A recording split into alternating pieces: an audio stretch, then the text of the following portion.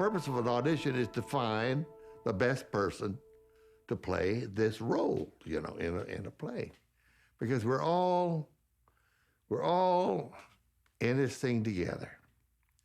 And the actors have got the greatest part of it because we're the ones that tell the story.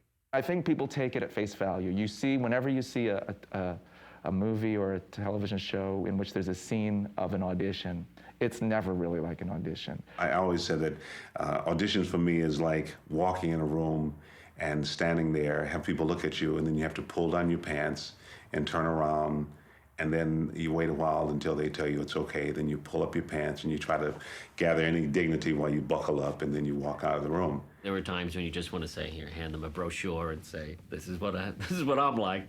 Get back to me. It's like walking back into the boxing ring again and getting to get hit. That's what it feels like. You leave and you think, where was I for the last 5 minutes? Or the last 10, how long was I in there? What just happened? There is this part of you that's like, what exactly is it I'm doing, you know? And who am I doing it for now? Who are these people that I'm showing you, like, my whatever collection you have, you know, the glass menagerie collection or whatever it is that you're showing them. This is my, and I'm gonna walk in free. I don't know you at all. You're gonna see my collection and 25 other people's collections. Sometimes people clearly see it as a test, and that it's a cruel kind of kindness that they're offering you. The tougher they are, the cooler, the tougher they are, the better it's going to make you. I do feel like it's a form of making a fool of yourself, and the tacit contract is no one's going to laugh, right? We've all agreed not to laugh. Okay, thank you. Unless it's funny, in which case we've all agreed to laugh.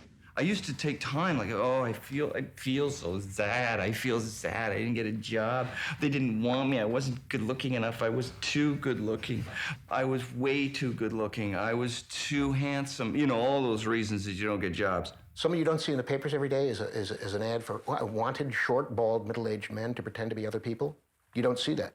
They have just enough confidence to make you stand in front of them and show them that you're good enough to be a part of whatever it is that they want to do. To me, that is like being held at gunpoint. You know, most professions, you start out in your 20s, and by the time you're a grown-up lady, you have some rights, you have some knowledge, you have status. But that's not so. If you're an actor, you start at the beginning each time. You know, you go back to go every time. You finish your job and you go back to go. I was sitting there with my sisters and my mom, and we were watching this, and on screen, I was 7 years old, remember. On screen was a car, and the parking brake had come off, dislodged, and a family of 4 were careening towards a hill and about to go over the cliff. And I was freaked out. I said, Mom, you're going to go over the cliff. She said, no, honey, they're not going to go anywhere. They're actors. They're being photographed. They'll probably do it again after they have a coffee break. And I got it. I got it. Even in my little head, I went, oh, wow, that's what they do for a living? And that's what I wanted to do from that moment on. And because I wanted to be part of the illusion. So when it's time to show that I can be part of the illusion, everything comes to the fore, I hope. And I really take my place in the sun, and often it's only in an audition room. Where did I get the balls to first audition for anything? And because the first audition has got to be the hardest one, because that's the one where you're like, I think I should be up there with you people. Started looking through the backstage, going on open calls. Open calls, you know. And I had a prepared monologue, you know, those monologues you get from high school. You know, you do that, like, thing where you go, nobody's hanged himself, Willie. You know, that kind of thing. And then you go back like that. You know what I mean? And scene. Actors indeed made rounds. There were offices open, agents, producers that you stopped in, had a chat, talked to somebody, sat in the outer office. It's a funny idea. but it truly existed. There were no casting directors when I began, and indeed not for several years after I began. Agents got calls from directors. Sometimes, very often, directors knew actors and had their own list. Stage managers might suggest producers. We never knew quite who thought of us, but no casting directors. What I've heard is that the secretaries of those studio heads would put lists together of who's available and who owes what and this and that. And so that maybe that it began perhaps with the secretaries of studio chiefs as a sort of side, and then they sort of grew to becoming a more necessary component of the process. For the lower echelon in acting, you never got to audition. You opened the door and walked in, and the receptionist says, "There's nothing for you today." And I'd walk out. I would, nothing for me today. And she would, and it never occurred to me to say, how the heck does she know there's nothing for me? She didn't know whether I can act or not, And but it's very disconcerting, particularly for somebody who had been reared by a grandfather that said, a man always gets a chance. If you can't cut it, that's one thing, because you haven't trained enough, then this or that and that. But a man always gets a chance. And that had always been true for me until I came to New York, and I was getting a chance, I did a thing called On the Wire about a soldier who's on the barbed wire. He says, God, take the sun from the sky. It's burning me, scorching me up. God, can't you hear my cry? Water, a poor little cup. And I did this. I loved myself in it. And Meisner looked at me and he said, all right, we'll take you. You'll get your $5 a week education. It'll take about 20 years for you to become an actor. And I thought, does he know who I am? Does he know I did Lilium at the University of Texas? Does he know? He didn't give a damn. I didn't have a year to wait. I just had like 2 or 3 weeks. But I didn't have all the time to get nervous and everything, Rex and I came back and nailed it, man. And boop, there I was in Actor Studio. And man, I can't tell you what that did for my confidence. They saw the equity actors for the first 8 hours of the day, and then the non-equity actors came in around 5 o'clock in the evening. But you had to get online like 7 in the morning in the non-equity actors. So I was there like 12 hours, and finally they brought me in. And this is actually my first audition in New York. And they said, what are you going to sing for us? And I said, The Street Where You Lived. And I gave the piece to the piano, and the guy started playing, and I went, thank you very much. I got out 2 notes. And I was escorted out after waiting 12 hours to sing 2 notes. I said, this is going to be harder than I thought. I was auditioning for Rolf, who sings You Are 16 going on 17. The end of that, I am 17 going on 18. And I was actually 17 years old. And I think I was the only person there who was actually 17 years old auditioning for that part. And so I think I stuck out sort of like a sore thumb. I didn't have a headshot. I had my senior photo that was about that big, stapled to a resume that I'd printed off my computer. It had about 4 credits, all my high school credits, my leads that I played in the High School Musical. And I ended up getting the job. I was just having the time of my life on Wall Street, and I left it all to be a vampire lesbian of Sodom on the Lower East Side in a crack den with these kind of crazy people whom I adored, but, what the hell were we thinking? I mean, what were we thinking? Well, what we were thinking is we're having a blast. People are loving what we're doing. We have this incredible sense of community. Okay, I'm going to do that. But it never occurred to me that it was actually like a thing you could do.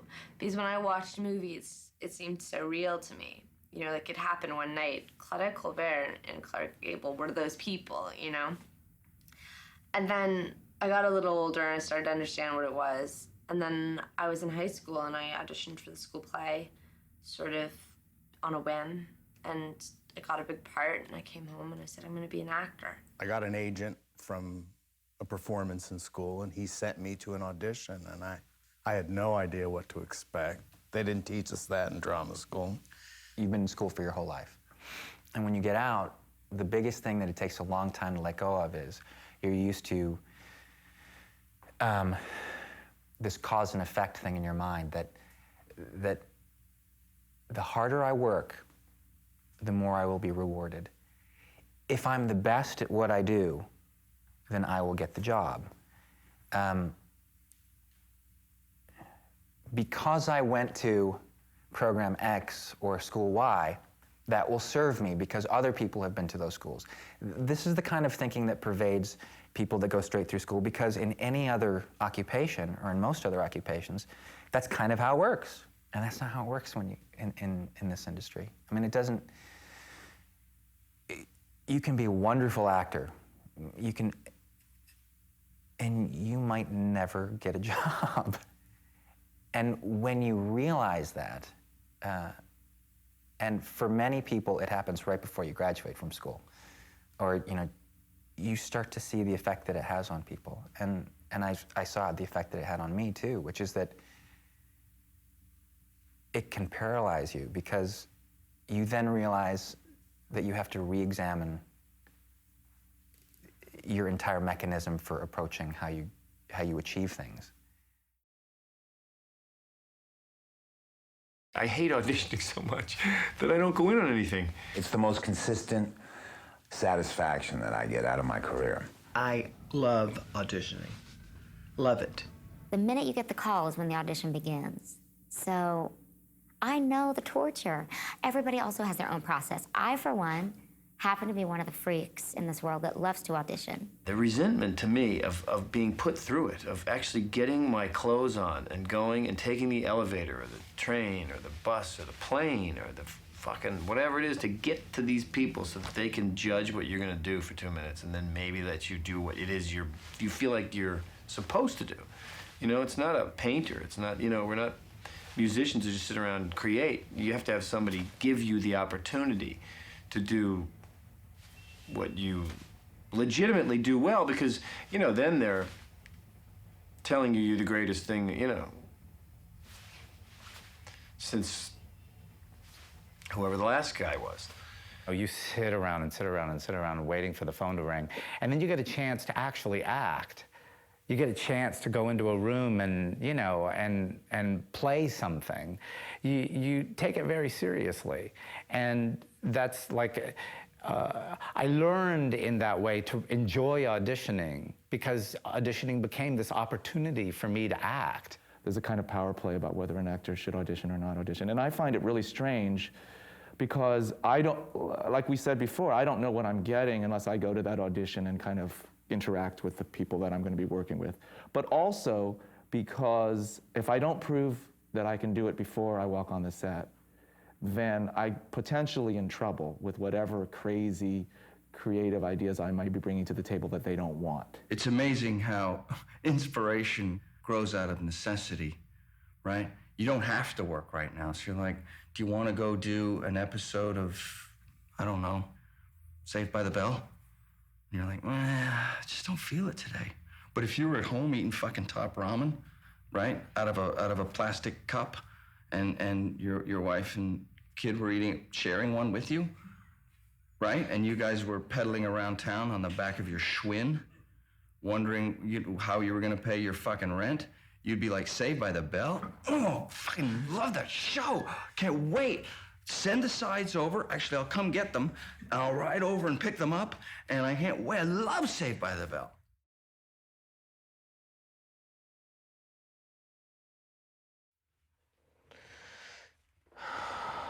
Okay.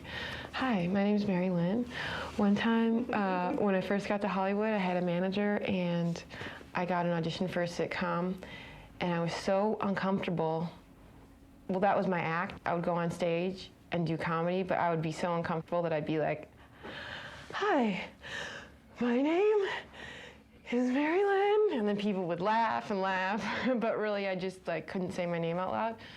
So that was the first big audition I got was for an uncomfortable secretary, and I went in for the audition and I was like, "Hi," and I was so uncomfortable that they're like, "Wow, you're fantastic." I'm able to mask it really well, and people would never get the idea that I'm nervous, but in order to do that, I sort of have to mute everything. And so I've done a lot of very polite, very well justified, very clean auditions. I think it must come from growing up in LA and just being surrounded by these like volleyball playing blonde girls and feeling like I'm so weird and small and dark, you know?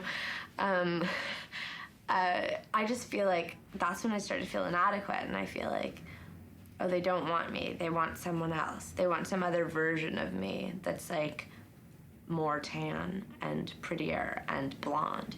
I think the most invincible I ever felt auditioning was after I had my first son, and then after my second one. If I can do that, this is easy. This is easy. You know, this is how you do it. This is how you prepare for it. And oh, by the way, I am good enough. We have to go into a room and expose the scarier side of things from ourselves. And I don't see any reason why that shouldn't make you a little nervous. I know on stage, nerves are useful, I think, you know, for me in that way, you know, because you're like, they just keep you sharp, you know, and it's real. It's a real feeling. I think that is ever so useful, to have that adrenal rush, that flush of do or die excitement when you're going into an audition, because you know you're really putting everything on the line, your ego. I'm sure I'm not the only playwright to say this, but when you have a new play and you're auditioning it, half the time your head is going, this is terrible, or they're doing it so badly, the producer's going to cancel the production. So my ego is such, I think I'm really the one being auditioned. And the poor actor's up there acting away, and I think, oh my God, they're going to cancel the play. I think there is a leap for all of us. I mean, entering a room socially, whatever the hell you're talking about, there is this thing on, oh my God, what on earth will I do? And as Coward used to say, we'll simply have to trust the inspiration of the moment. It's a very good thing to think about. Not that you don't prepare, not that you are not intent on what you're doing, but there's something else that has to be involved. And some of it is the sniff of fear. I went down to this audition and I had my sheet music and the whole thing, and there were of course a zillion other people there, and all young, talented, ambitious young people, and we're getting on the elevator, and we went up to the 3rd floor, and everybody was chatting. It was very energetic in there. The doors opened, and everybody got off but me, because I couldn't do it, because I was scared. And doors shut, elevator went down, I went back to my job. I'm not really entering the whole equation with a great deal of trepidation, like a lot of people are. A fair amount of people, great actors, are incapacitated by the whole concept. It's that being seen, that when you're vulnerable and you're asking for something from people behind a table, that brings up the nerves, I think, that, oh God, they're gonna know, they're gonna see, and I'm not gonna be able to show them. And all of that stuff is what, sitting out there and looking around at other people, and you wonder, you think, am I the only one? I was so nervous that I stood by the piano, and you know the moving handles that they have on the back of the piano so that you can move the damn thing around. So I grabbed hold of that thing, and for the entire song, I held on to that thing singing this song because I thought it was the only way I wasn't going to shake. Can you create the energy in your body that already has the job? Instead of expecting judgment and instead of expecting some sort of interrogation or they're going to find me out or all those fears that we create for ourselves, which are really pretty useless. I walked up the stairs, I got to the door, it was ajar.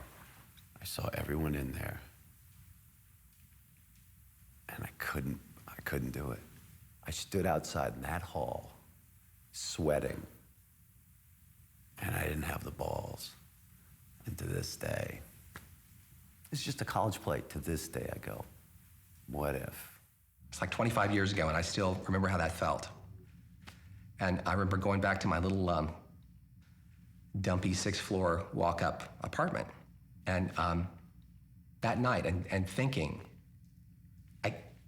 I can't live like this, because I had, I'd come from a sort of a small town and a working class family and all that, and it had taken quite a bit for me to get myself to New York City and pursue this dream. And I remember thinking, I don't know if I'm going to make it as an actor or not, but I'm not going to live like this. I'm going to take the shot, whatever that winds up being. And I remember thinking, the next time that elevator door opens, I'm going to get off. And I did. I still am.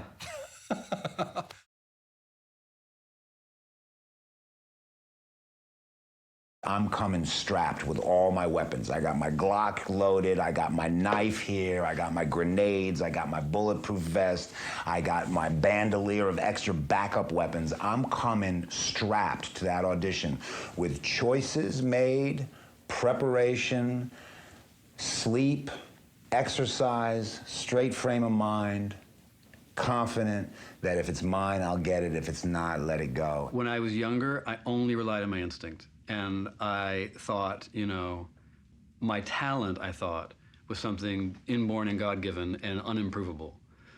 So either it worked or it didn't. That was it. Sometimes if I really feel strongly about the audition, I'll go to my acting coach before I even go to the reading and work for like 2 or 3 hours and get input and directorial insight so that when I go in there, I've really jump-started something that's indicative of what I can do as an actor. By the same token, sometimes being thrown into a cold reading is wonderful because you're just forced to think on your feet and act on the spot. So both processes can be very rewarding. I've decided if I'm going to sit or stand. I decide what I'll do if there's no chair. I decide what I'll do if there is a chair. I costume myself, and then I throw it all away.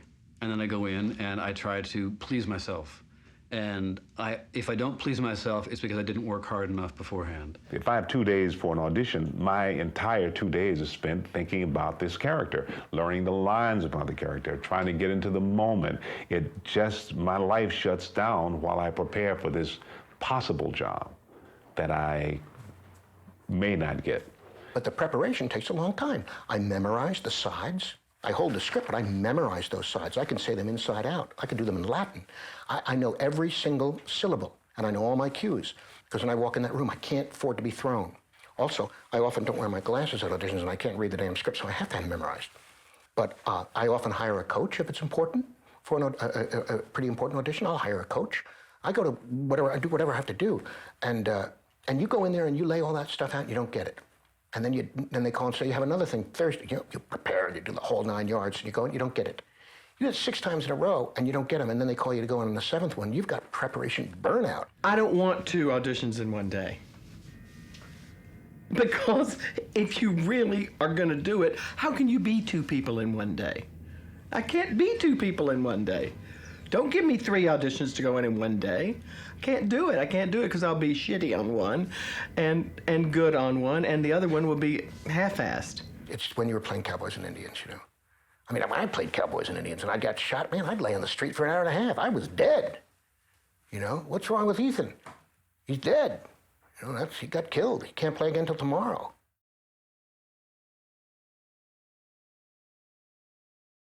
A lot of times, they would say, lose the props, lose the props, lose the glasses. And you'd be like, really? You think so? Lose the glasses. I mean, okay.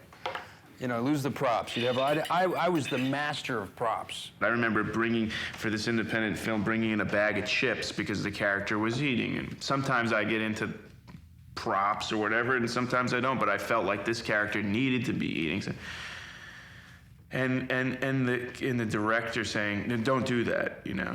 And I was like, well, it's kind of how I prepare. You know, don't do, you know, right away with no and stop and just see who I am. See what I'm going to bring. You know, if you think it's silly, the chips, let's try one with the chips and one without the chips. Oh, I went in for ER. I wore a lab coat, and I brought in a hypodermic, not a needle, but I brought in the plastic part, you know. I think they thought I was insane. I was insane. I didn't get that part. I like props because, I mean, if an actor does not want to use the prop, I'm not going to say, you're using that cigarette holder, buddy. I practiced all this twirling with the guns. I had these squirt guns. They looked like big 44 mags, but they were blue and orange or something, you know. So I spray painted them black so they would look more realistic. And I was late for the flight, and they're in my carry-on bag, you know. I got these two 44 Magnums. Now, this is pre-9/11. But they stopped me, and it was like, you know, Midnight Express. In Britain, I mean, I'm told in the States, people will dress up, you know, along character lines or come in with a look that is, well, in my experience, that you didn't do that because you just showed up and you knew that all of that was stuff that you did with makeup and special effects, and wardrobe was their department, you know, forget that. They can't even get in their mind seeing you without the bracelet on. They really can't. They'll be like, well, the person doesn't have a sweatband on their wrist. And that person doesn't have glasses that go up in the corners, so. One of the big things that we would talk about at school before we got out was like how important your headshots were, which you know, at this point, who cares? But but that was the thing that people always said is you have to look like yourself. But not really like yourself on your very best day. And I noticed that with me, they would really emphasize that too, which maybe that's just me. But that's John, they'd say. And sometimes I'll go through a process of thinking, well, what am I going to wear? It's not really dressing for the character, but on the other hand, sometimes you want to make yourself at least not something way away from it. So I'll often go through this process of, you know, rather grumpily within myself. I think now what I most often end up with is, first of all, the effort to relax through all of that. And I very often end up, I'm a rather careless dresser, I would say. So I'm very apt to end up wearing something that makes me feel comfortable. Hopefully not too disgraceful. And I think I mostly have come to that the most important thing is that I am not impeded by not only what I've made myself into for this day, but what the thought process has been.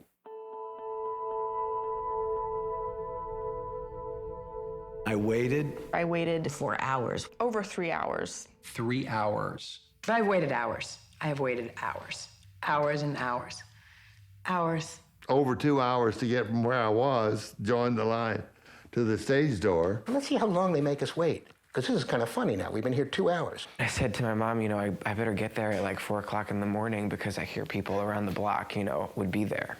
And so we got there, and at 4 o'clock in the morning, sure enough, there was a sign-up sheet for the auditions for the non-equity tour of The Sound of Music, which is a big deal for me as a senior in high school. And I signed up on the list and went back to my hotel and showed up at 9. The list had been torn down. It was a false list. They took lunch when I arrived. They did that thing where you arrive and they all go and you go, I wonder who those people are who are leaving the room. And then nothing happens for an hour and you're like, I wonder what's happening. I remember being in a room with 25 people for some shitty little dipshit part in a movie. and there were 25 people in the room, and they asked us because there wasn't enough room to keep walking around the block. The line goes up this way. You got a line that's done a U-turn, it's coming down this way, back towards the stage. You got to get up there and then come back down. That's another hour. You feel your peak go past. You know, I get here. Yeah, I could spend more time with these lines, but it's probably pretty good. Now, 15, 20 minutes later, okay, I'm not fresh with them anymore now. And then 45 minutes later, I just really need to get to the next thing I'm doing in life, so I'm going to go in and work differently than if I'd come in at a better time. You kind of have geared up, you know, to be at your best for this particular moment, you know, and after waiting around for 30 minutes, an hour and a half, you know, it's gone. By the time you walk in there, you might be so fried in your brain because you've been running that scene and trying to stay in that emotional place. It's almost like actually staying in an emotional place for like an hour. It's just exhausting. And by the time you get in there, you don't have the moment. Then you leave the room and have the moment in the elevator on the way down. I always assume that they're taking some call from the manager of the person that they really want for the job, and that's why they are not getting to me right away. Oh, they've got to talk to the person who's really going to be getting this job, so I'll wait. There's no way I can be funny now. You can't be funny. If you've waited a long time, it's hard to be funny. I waited like an hour and 20 minutes, and then I went in the room, and then the feedback was like, she just didn't seem very fresh.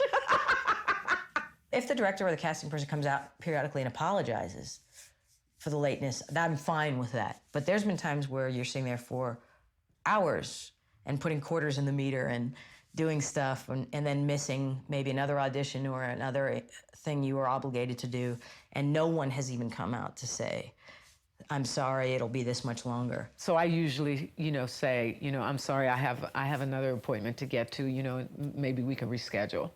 Because I just find it, you know, there's no point in going into the room angry. What did I wait for? Because I walked in there like this going, I mean, you know, you want to talk about energy? I was like, how are you? Yeah, this is what I prepared for you today. Okay, thank you very much. Hey, have a good weekend. Don't make me walk around the block waiting to go in for an hour, then come back for my 3 lines. That's a rule I have.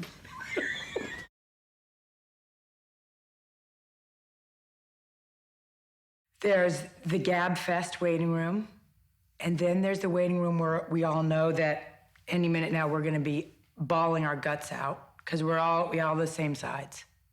We're all going to be in there.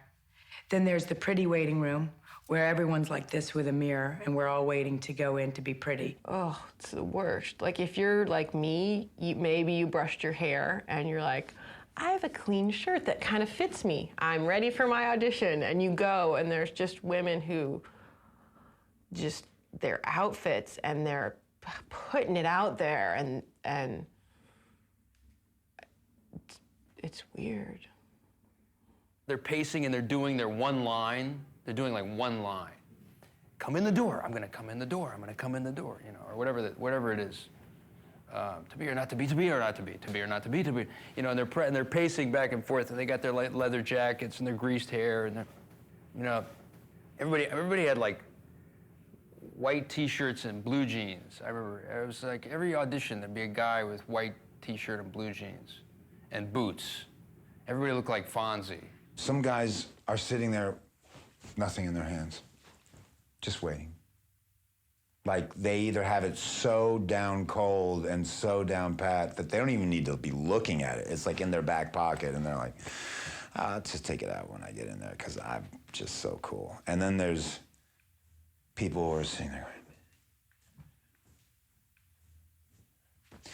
And then there's me, who's out in the hallway pacing, can't sit down, pacing. There is this vibe outside of the meeting room where the actors gather, if they're all gathering for the same part. And it's sort of like a pre-sport experience, you know? It's like the locker room, but the competitors are all sharing the same locker room. I don't talk to my boys at audition because it's like being on the football field. We at war right now. You're in the corner putting on your shorts, you know, taping up your hands, and getting ready to go out there and do what you're going to do, and the other actors doing the same thing. I'll be in my game face. I should be doing my dialogue. Stay in character. I'll be, yeah. Another guy walks up, hey, what's up, D? Hey, what's up, man? I don't talk at auditions because, you know, that's my part you're going after. You can, you know, sit back and choose to, you know, either loathe or judge or try to intimidate the other person in the room for whatever benefit you may, you know, perceive that that has for you. You've got the guy who's throwing the other guy off by engaging, hey, what's up, man? How you doing? Good to see you. And he knows he's next, and he knows, you know, it's just like, oh, really? What happened with that? Oh, right, okay, no, you go. Yeah, go. Good luck. And you know he's just trying to mess you up, and then it's like, goes in the office, pulls out the script, okay. Usually in the theater for an audition, you have your usual nemesis who are there. You go, oh yeah, he's here. He's always here for me. Oh yeah. These are just guys just like you, and they just want to party, you know, and we're all in the same bag. I love sitting around with other actors. I love talking to other actors. I make friends with other actors. I've made more friends sitting in an audition waiting to go in than I have doing plays. I find that I kind of like to chat to the people in the waiting room a little bit, not too much, but just sort of make sure that I'm open to what is actually happening now instead of what I want to have happen in the next 10 minutes, which kind of shuts you down a little bit. I'm very quiet. I don't chit chat with the other people in the room, and I'm also you never know how people feel about that. I never want to, even if I know someone, I don't want to start a conversation because they might be deep into their character and trying to go through their lines, and you just don't want to throw anybody off. Before you had an agent, where you just did like, where there was you're in a room with a casting director and like 20 guys, and you're taking turns reading in front of the other guys. So there is no waiting room. It's just an apartment with a bunch of cats. I always wanted to have it to be in a movie of all these actors sitting on folding chairs along both sides of the corridor, and then flash to a bunch of paratroopers in a plane, and that little green light going off over the audition room door, and then people hurling themselves, you know, through it. I think it's an apt metaphor.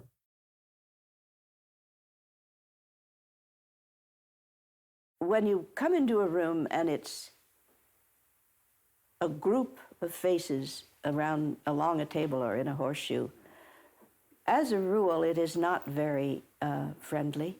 People just give you, nothing for whatever their reasons. They're socially incapable of being warm, or they just don't realize it would help for them to just go, hey, how are you? So glad you could come in, and a shake. That's all. They've got their agenda. I mean, they're sitting there sending out lots of vibes, I mean, they're hot for you, they don't like you, they've got somebody they would rather cast anyway. Oh, you're exactly what we had in mind, this is perfect. They wanted this guy to be like this. He was like a dog, right? So I go in the room, and the casting director's sitting at her desk, and she says, okay. And it was sort of a monologue about what he was gonna do to these people, and so I'm up on my tippy toes, and I'm doing this thing, and I'm barking, and I'm doing my whole animal thing, and then I hear talking, and I look down, and she's like, yeah, okay, no, he's not available. Yeah, I know, we'll try and get him on the phone. I know, it's great, right? Okay, all right then, bye-bye. In the middle of my audition. Come in the room. Hey, how you doing? I put my hand out to shake the director's hand, who's laying on the couch, and he doesn't even get up. He kind of just goes like this. I'm like, big name actor, producer is eating lunch during my audition. It smells like food, and he's just eating, and I'm auditioning like it's dinner theater. You're doing some piece where you're supposed to be, sobbing your guts out, and, some horrific, tragic event has occurred.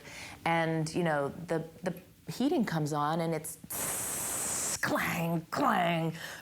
Sounds like some, huge metal robot is trying to, come up through the pipes and out the radiator, and no one can hear you. The people sitting over there can't hear you, but you're, continued to go on with the tragic scene, and they're either paying attention or making his face like, I'm sorry. This guy changed from his whatever he was wearing into a tuxedo, and he's going, let's just, you know, and he's changing, putting his thing on, and as I finish my thing, he's finishing tying on his tie and goes, that's it, great, come on, I'll walk out with you. And he had changed into a tuxedo, and he went off to wherever he was having dinner, and I, you know, didn't get the job. While I'm auditioning the entire time, she's standing against the back wall doing this. Of course, I'm watching, and you know, and tanking, and tanking, and tanking. There've been so many auditions that I've been to with ringing phones and people talking and distractions and crazy things that are absolutely the opposite of permission. They're the obstacle to the actual fruit of the work that comes from yourself. No, no, no, no, come on, stop fucking lying to me, do it again, do it again. I do it again, and he goes, that was a little bit better, do it again, I do it again, and he kind of goes, there, now that's acting, didn't that feel good? I would just go, I'm so out of here, I'm so not coming back, and then he offered me the part, and I was like, oh, I'm sorry, I'm busy. The director wouldn't look at me. He wouldn't look at me when I walked in the room. He didn't say hello to me. He was looking at a computer screen that had the camera monitor on it. And he never looked at me the entire time. And it was like 20 pages of sides that I had memorized and that we were doing. And one of the producers had his cell phone down like that and was like texting people as I was acting. And I thought, no, this is bad. And then at the very end of the audition, the director, still looking at the monitor, said, you're good. And I was like, who is he talking to? And then I realized he was talking to me, but to the computer. And I said, thank you. And then I just waited and finally looked up at me and he said, oh, you can go. And I walked out and I was like, okay, called my agent. I was like, just take me out of the running. Sometimes it's like, oof, I walk in a room and I'm like, ooh, I don't like any of you. Yeah, I won't be getting this. You can be unbelievably well prepared, clear, choices made. You go in the room, and before you've even reached the people, you know it's over. You can hear when a producer says to the casting director a completely innocuous remark like, you know, do those curtains need to be closed? You can hear the producer actually saying, why did you call this actor in? And I've walked into rooms where the producer, you know, you can hear it. They say something and you go and you know immediately that, you know, it's over. The audition is already over.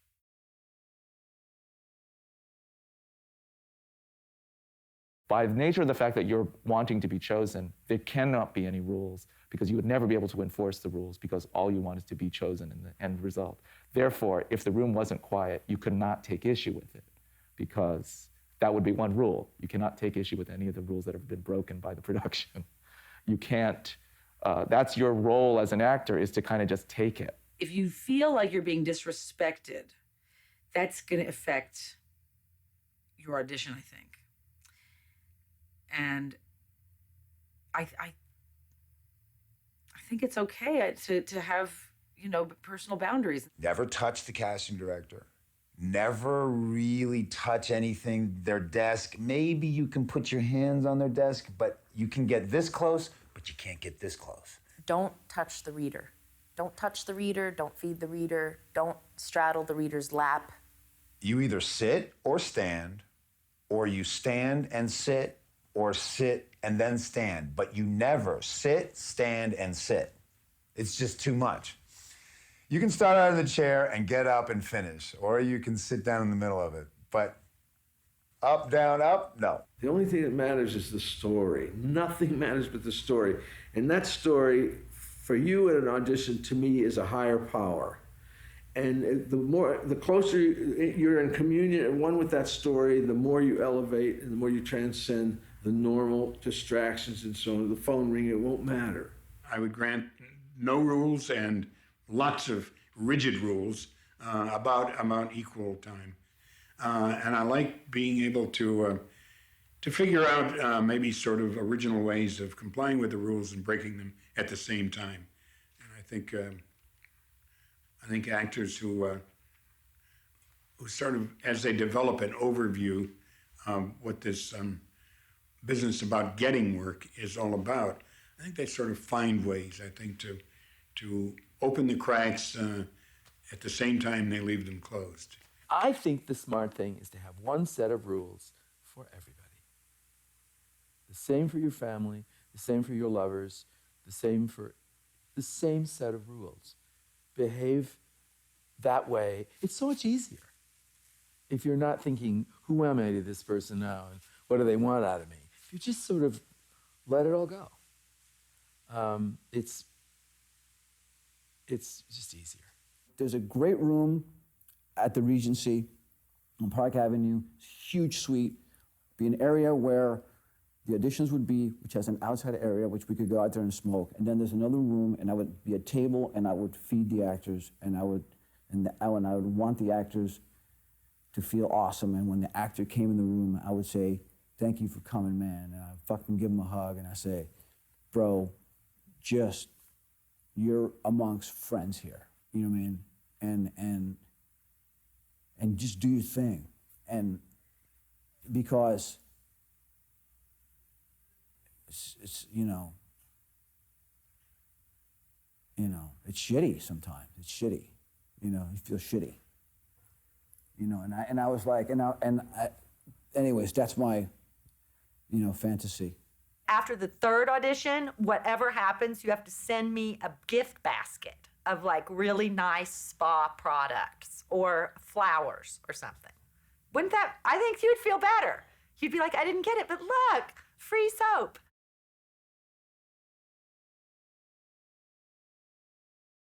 There's also something called the general meeting, That thing is like, I'd rather just read. I mean, you go in and I don't even like dinner parties, and I gotta sit there for an hour and think about stuff to say. You're sort of being yourself, but you're being charming and amusing, and yet you think, I'd rather just do, the work. I'd rather just come in and show you that than have to come in and, have a meeting.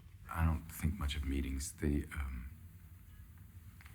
They have to do with how great a chat you can have, but not to do with the work at hand. I feel so much more comfortable with a character to kind of hide behind, and to have to go have lunch with someone and have no idea what you're going to talk about or what they're going to ask you or what is going to come out of it. It's daunting. I don't know how one would learn how to conduct yourself as yourself in a meeting, where you could learn those skills, but that is a very big part of the decision-making for this side of the table. Are you just supposed to be yourself, or are you supposed to try to be who that character's, try to give glimpses of who you know that the meeting is about, or are you supposed to try to be the person that you know that the person likes? I don't want a meeting. I really don't want a meeting. I will sweat at a meeting. Let's have breakfast. Breakfast? Oh, and so I have to eat and have a meeting and do all that? I don't want to. What am I supposed to look like in the morning? So you're sort of just auditioning being you. It's so weird. Like your social skills, which actors have none of for the most part. So what the hell kind of audition is that? Either you're going to read me or, offer me the part. But this sort of general meeting where I'm just going to sit down, we're going to have coffee and talk. That's an actor's worst nightmare.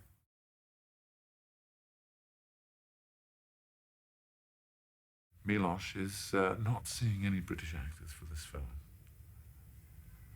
I thought 2 hours in a cab ride, yelling at the day. Oh, he's not fine.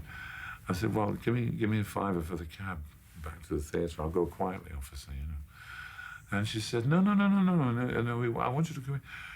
Because you do the American thing in this play of yours. Yes, yeah.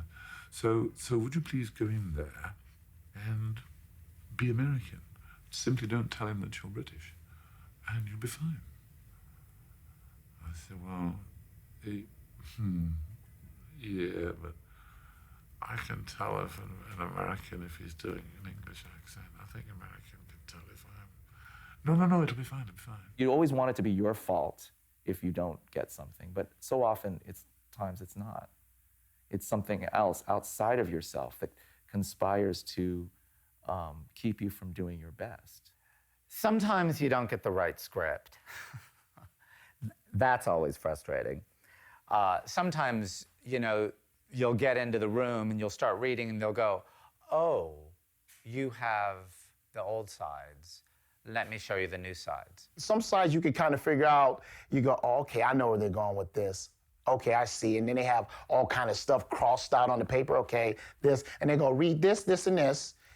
Read this, this, and this. And then have this crossed out. And that was a lot of dialogue that you could have said, but now they change your dialogue into the other character's dialogue to make it all fit, and it's from the script, and you got to go in there and figure it out. You were given the whole script to read always as a matter of course. Now, I don't know if that applies here anymore.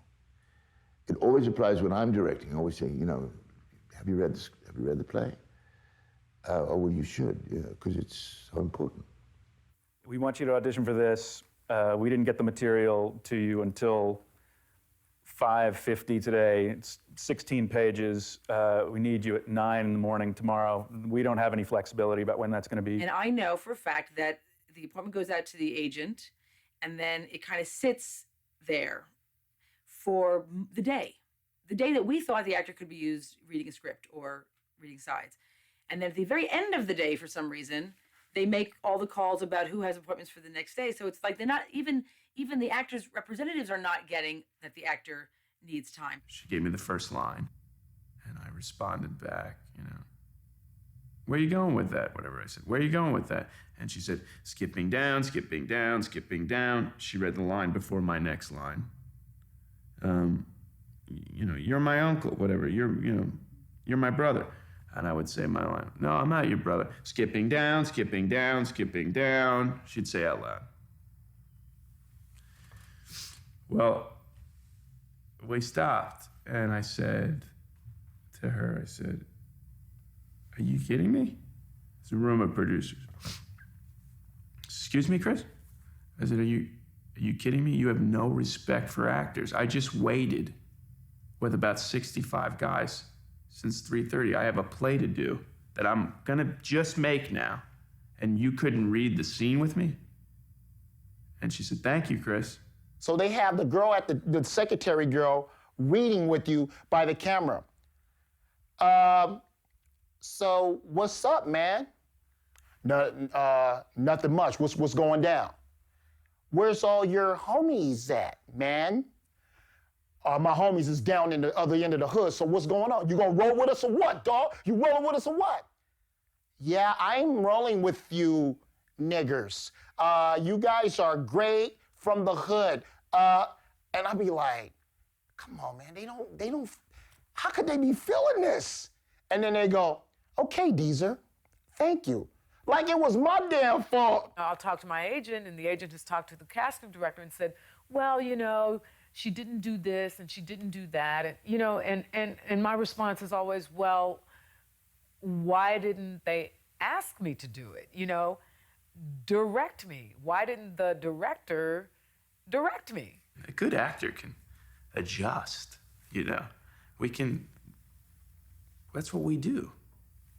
We move a little bit to the right. We say, oh, okay, let me try it that way. But you have to give them the opportunity to do that. Otherwise, you'll be looking for your guy for a long time. Tell me, Richard, what part do you come from? I said, north. From the north. I said, yeah. From New York? I said, no. From New Hampshire? I said, no. From New England? No, tell me, come on, where from? I said, well, County Yorkshire. County Yorkshire. I don't know where is this from. No, don't fool around. Tell me where. Come on, tell me where it is. It's in the north of England. You are from the north of England. I said, right. So it was very nice to meet you. So, thanks. And I walked out. But I walked into this room. It was completely dark, a hotel room. And then you couldn't see anybody. And then he just came out of the shadows. And there was just this small man. And then you could see in the back his wife and then another girl. And that was the atmosphere in which to be funny. Now, I mentioned this to my son, and he said how freeing that would be if you can't see anybody else and it's just dark. To me, it was I was completely inhibited, because auditions for me are all about connection.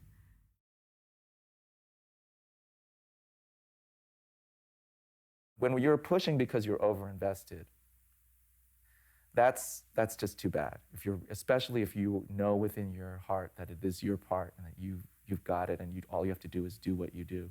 And you get into the room and shit starts happening, and you end up doing stuff that you never rehearsed or even thought of. This monster just takes over. A checklist really helps me. And I say this to students, and sometimes I live it, sometimes I can't. But if I'm thinking, ooh, this doesn't feel great, then what are the checklist items that might get you back on track? Like breathing, dropping your shoulders, thinking, like, is my face frozen? Because sometimes you're just carrying a frozen face, and you're really trying to get that thing that you thought about when you were working on this, and just let the muscles go, and maybe something will occur instead of an attempt to get the thing I had before. What was it I had before? It was really good. Now, if your conscious mind is only capable of dealing with the immediacy, the moment at hand, and you're 80% focused on the story, you're allowing 20% distraction. And most actors, as far as I'm concerned, from my directing experiences, go into auditions with 50, and maybe, luckily, 60% focused on the story, and the rest is focusing on the audition. The need to be accepted is often what brings us into this business. And the audition process is completely about wanting to be approved, wanting people to really, really like you. And it's hard, I think. I think that's real anathema to the process. I think the hardest thing for an actor to do is come in and say, this is who I really am. This is what I really think, and this is what I have to offer. Can I help you today? There's always a moment after the audition when I find it very difficult to leave the scene of the crime. And I'm sort of going through all of it, and all the people are going in, and they've moved on. Obviously, they've moved on to the next person. And literally, I mean, I find myself taking a long time collecting my coat and my bag, because you just can't leave the space. It's called literally cutting off your legs in 6-inch increments. Like, you come in and you could have done a great audition, but it's over, and you're in whatever wonderfully powerful owned position you might have had from doing such good work, and then you do something like, was that okay? Yeah, Joel, it was great, it was wonderful. In the first scene, I felt like I was going too fast, and then I tripped over that word on page 4. I didn't notice, okay, because, in the second one too, are you sure? Like, I could do it a different way, or I could just, and then you're just getting smaller and smaller and smaller, and then by the time you leave, you're kind of small, and then you leave, and then everyone else watches you go out, and they're like, he was in there for half an hour. He must have been amazing. And then they get smaller too. Usually on my last line, I say the last line is, and I love you. Okay, thank you. I don't want, because it's not even a game, it's half a game with them of I'm so busy. And it's half of I just gave you my soul, so I can't stand it. And it's half of I want to walk out of here with pride. I don't want you to tell me to go now, so I'll go. I don't know. A lot of times if it's working, I'll say, I love you. Wait a minute, I want to talk, And a lot of times they just go, thank you. They can still give it to you over there, so you still get the back end of the beat down. I was about to start the second verse, and the piano player just sort of played something out, and it was over. And he was like, you should leave.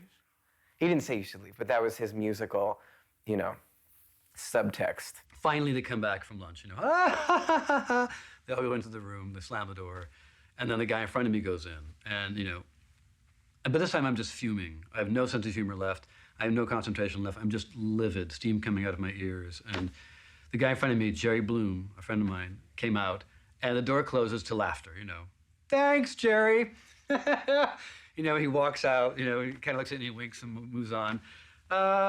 Dennis, come on in, so I go in. I'm just trying to hold on to my sense of humor, and they clip a little microphone thing to my, thing. 7 people in the room, clients, producers, ad agency, director, all of them like this, completely bored. And I walk in and I begin to do the copy, and I made a mistake. I went, blah, blah, blah. Sorry, let me back up. Nothing, just, death. So I do it again, and I make the same mistake, and I went, wow, that's a tough copy. Okay, sorry, let me do it again. Sighs. I go back and do it again, and this time I got through the whole thing, and I did an okay job. And from the back of the room, I hear a woman go, you're over 30. I was like, oh, well, a little bit of, Rogaine, I can fix that. She went, seconds. It's a 30-second spot. You're over 30. And I kind of went, okay, you know what? Fuck you. And I did. I said, fuck you. I had a massive meltdown. This is sober, by the way. Just ream them all. Fuck you, and fuck you. How dare you keep me waiting for an hour? Of course I can't do the audition very well. Of course I'm over 30. I've been sitting out there for an hour and a half. Every ounce of goodwill in my body is gone because of you people. Fuck you and your commercial. And I take the microphone and I tear it off and throw it at them, and I leave. But of course, I only tore off the top half of the microphone. So the bottom half is stuck to my shirt. And as I'm leaving, I'm like, yanked back into the room. The camera wobbles. And I cannot disentangle myself because I'm so livid, and I'm shaking. And meanwhile, they're all just going. A lot of people behind the desk just sat there with that sort of glazed look. And I thought, all right, well, you can't win them all. And this is early in my career. I should just leave with my head held high and my dignity intact. I picked up my sheet music, and I said, thank you all so much, and walked out and discovered I had walked into a large broom closet. Not gone out the way I come in. And I just stood there and thought, nothing else can really go wrong, but how long should I stay in this closet for? Nobody looked at me. I walked in, I'd been waiting 2 hours. Nobody even looked at me. And the casting director said, you ready? And I said, yeah. And I started reading, and nobody had said hi to me. The first 2 lines were killer lines, actually very funny lines. Didn't get a laugh. I read about 4 lines, and then there's something in me that said, this is bullshit. And I stopped, and I said, that's enough.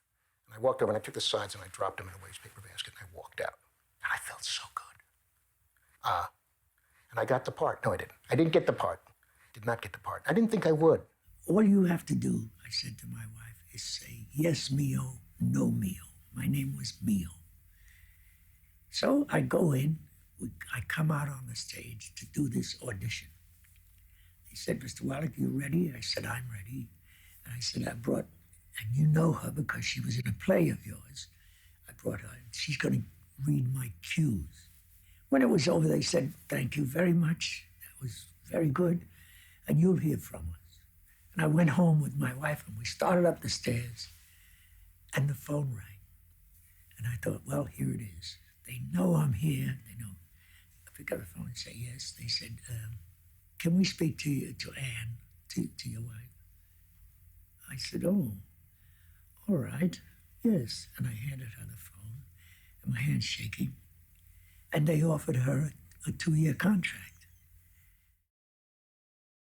It's such a small sliver of what we're capable of. I think some sort of magic has to happen in the director's mind. It's not necessarily connected with what you do in an audition. It must be some sort of chemical thing that happens, that a light goes off in their brains, and they say, oh, that's the person I want. It's not so much that you have an insight that's better than the next actor. It's whether or not you can actually let it reveal itself. The only thing that cuts you away from the rest of the pack is you, and either they want what you are in your own original, unique way, or they don't. And I think when you have the ability to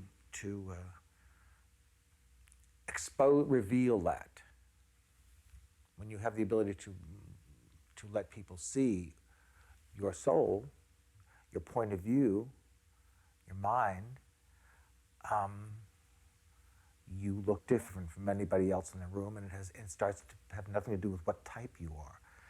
Because when that happens, sometimes you're cast against type. You don't look at the end of the day like the description they had in Backstage. I didn't pay too much attention to what the character descriptions. Once I sort of got the overview, they're like, wait a minute, he's not like what the thing said. He's not. She's not. Enjoying wonder. I'm going to go in and do what I can do.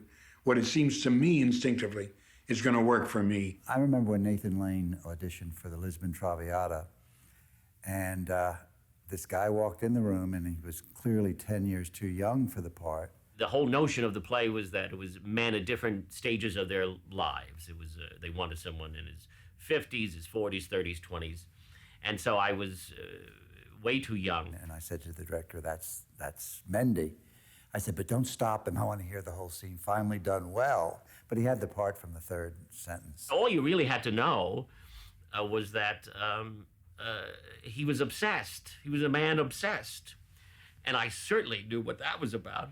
And I loved the way Terence wrote. It is like music. It is very rhythmic. I'm very involved with rhythm when I write. I really choose my words carefully and the length of sentences. That was, to me as an actor, was exciting to deal with that amount of language. An actor comes in and he hears me right away, or he doesn't. And if he doesn't mean he's not a good actor. He's not a good actor for this particular play I've written. If you could sort of delve into the Akashic record of acting jobs, you know what I mean? Like that fate has written, that is written,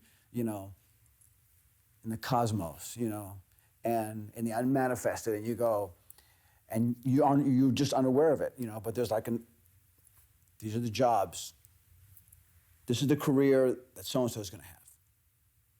And you don't know it. You're just kind of going about your day, going about your auditions. The jobs that I believe are for you, you will not be able to escape. And the jobs that are not for you, no matter how much preparation and how much you chase a job, you are never going to get. Jobs have come out of, there was somebody watching and you had no idea, some little show you did and somebody saw it, and so you never know where the work is coming from. I've always said actors who are working don't really know why they're working. They like to think it's because they're so good, but the truth of the matter is they don't know. And when you're not working, you have no idea why you're not working. That is the hard part about being an actor and needing a reason why. Why? Just tell me why. Do you really want to know why? I mean, really at the end of the day, do you really want to hear what it was? Is it going to really help you? When I was younger, I thought, yes, it would help me, but I don't think so. And maybe I don't want to know. It's like, why the woman chooses to fall in love with you. You really have no clue, but it's something going on, and you just give thanks and accept it. That's why you have to really respect it from the beginning to the end. From the moment you get up and, clean up and dress to the moment you walk out of that room, everything you do has an impact. You prepare and you walk into the room and something sort of takes over. Some sort of, I don't know what it is. You feel this. It's like God is taking over in the room, and you're doing things, saying things that you didn't plan on saying, feeling things in a way you've never felt them before, and it's magical, and it's insane, and it takes over. It takes over the room. It takes over you. It takes over the people behind the table. It's just this energy that you feel, and for every audition that I've had that has ended up in a life-changing experience, I've had that sort of feeling. The more you try to get out of the way, the more you don't make it about you, the more you make it about it. And the simpler and more honest you become, something else is coming through. One of my early jobs was in the original cast of Grease on Broadway. And the part I ended up playing, Roger, the mooning champ of Rydell High. Initially they wanted a big fat guy for the part, but I kept making him laugh or pay attention or something. And there were like 1,600 people auditioned, but somehow they didn't cut me. They didn't cut me. And by the end, the last day was an all-day audition. At the end of the day, I was still standing, and the director came out and asked me if I'd wear a fat suit, and I said, nah, it's not about fat. And he said, you're right, and they gave me the part. I was really nervous, and I really knew that they wanted me, but I was nervous. I had to sing, and anyway, I started to sing this song, and in the middle of it, I said, you know what? I've completely forgotten the lyrics. And he was so lovely. He said, well, that very much is like the character, really, isn't she? Isn't it? And then he made me feel like Golda would forget lyrics, or somehow he started making a transition of my audition with what the character was. And before I knew it, I was singing the song again and thinking about the character, and gosh, it was such a beautiful, and I got that too. That was a nice story. But I remember that he was very close to me as I was singing in front of him. It wasn't like he was very far back and kind of just like you are and talking to me, and I was singing to him. And then I started reading it, and I said, oh, wait a minute. He said, yeah, no, that's good, dude. And we worked it out together, and it was so much fun. I said, well, we've just rehearsed the scene. You put yourself in service of the moment, which is what you bring, but also that's the great thing about it. Like, that's the great chase, which is that you make yourself available to it, and then when it happens almost in spite of everybody in the room. Like, something happens between you that you can't, because if it was just about making yourself available and I was the one that was doing it, then I could just try to go home and do it on my own, which I often try to do, but it doesn't work when I'm on my own. It doesn't work. I think that when I was younger and auditioning, that there's this sense of you going into sort of the best part of you, somehow, that you kind of polish yourself up and kind of learn all the words and go in there and give it your best go. And what I've found is actually, that's not what people respond to in the room. They don't respond to the polished penny.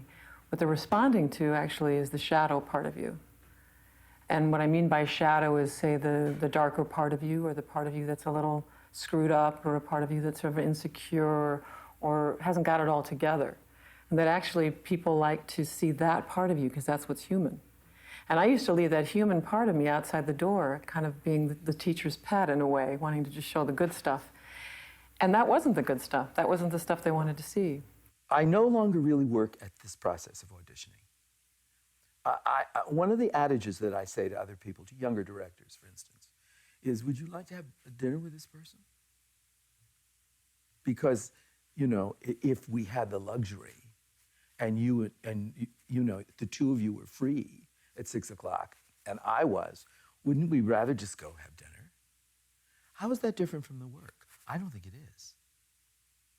And if somebody comes in and they're completely closed off, and they're completely self-involved, and you think to yourself, I wouldn't have a drink with you, let alone dinner, because it's all about them. I think that we are like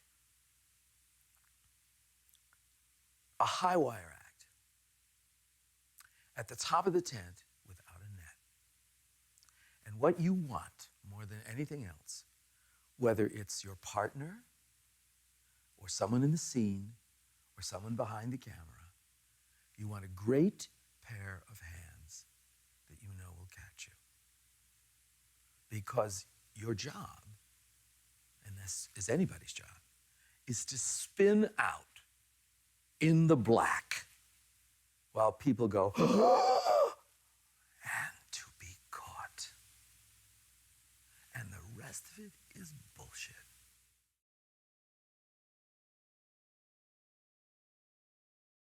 Everybody's auditioning. Everybody's auditioning to be heard, to be loved, to be cared for. It doesn't matter what your vocation is. Everybody is auditioning and being judged. And it takes a while to understand as a well-trained dog to readjust, to say, I did this trick and I didn't get this cookie. And it takes a while to do what dogs can't do, which is make sense of that emotionally for our own selves. Because if I were a dog, I maybe would not do that trick the same way again if I wasn't rewarded. You can only take so many times of auditioning as the years go by, of auditioning and thinking, you know, maybe I made a horrible mistake. Maybe I should give up because, you know, the diminished returns, you know, I mean, maybe I've just made a horrible mistake. They say don't take it personally. Well, it's you. How do you not take it personally? But then you know, as my mom would say, the steel magnolia that she is, suck it up and get out there and do it again. Facing it again is not the issue. It's like saying, would you take another breath? Of course. Maybe this one will be euphoric, clear, less rattled. I think this is the most courageous and moving thing, really, about actors, is that we think we can do anything. It's very rarely that I would have said to myself, oh, no, I can't do that. I can't play that. It's always, yeah, I can have a go. And it's the having a go that I find so extraordinary and so admirable. Wouldn't anyone in any profession want to say, you know, gee, I'm going to challenge myself today. I don't really know if I know how to do this very well, but I'm going to keep challenging myself and I'm going to figure it out. You can apply that to anything. I keep thinking of life, that we're all of us auditioning on the side of the road, juggling for the king, who comes by in a carriage and says, you, come here. You know, and you get a job. It's true of directors, it's true of everybody. We've got this moment to make contact. You have this incredibly powerful place to live from. And I think it's because it's so difficult to be an artist in a world, in a culture that rewards success the way we reward success and rewards art the way our culture rewards art, that it's so difficult to be an artist in that world, that you need that sense of your own worth. Because I think that's really finally what it is. You have to have a sense of your own value, because there are going to be a lot of people who will devalue you and won't value you. So you've got to carry that into the room. And I think if you can do that, if you can really do that, no matter what your career is, no matter where you are in the hierarchy, you'll be on top. The image I have is the actor. He's got a case or a trunk, and he just drags it from town to town, and he puts on a hat and a mustache and wigs, and he dresses as a man and a woman, and he's a clown and a king, and that image is, I think, something that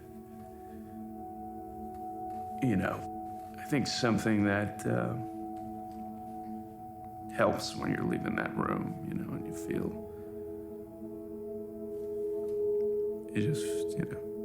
like shit, and you think, let's just carry the trunk to the next spot. I see auditioning as, at its best, as an opportunity for me to try really hard with all the skills that I have to get what I want here, now. And even be willing to be rejected because it's worth it. it's worth it to try that much. It's worth it to work that hard. You know, my time on the planet. And that's universal. It's always worth it to try hard.